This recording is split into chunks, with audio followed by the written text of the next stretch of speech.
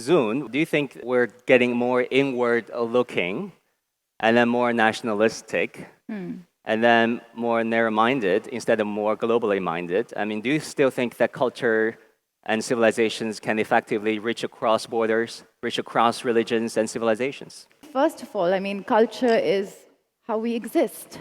All of us, we come from a certain cultural context. So it is everyone's individual reality.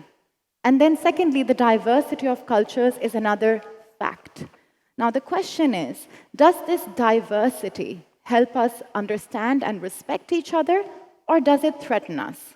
There are differences between China and Pakistan, but when you observe people and interact with them up close, you realize that in the end, there are also a lot of similarities. The importance of family, parents, children, customs, what they lead to is the same. So I think, number one, we need to recognize that, yes, there is a trend which has been sort of spearheaded by, like again was mentioned, some Western countries that thought that they have arrived, they have emerged, and the others must learn from them and follow them. This is wrong.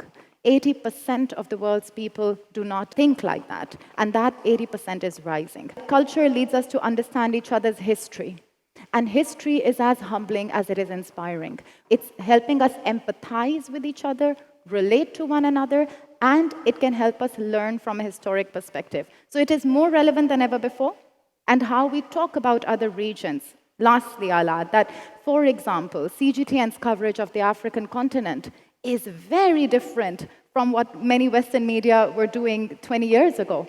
And that watching that coverage is helping more people respect the culture from those countries.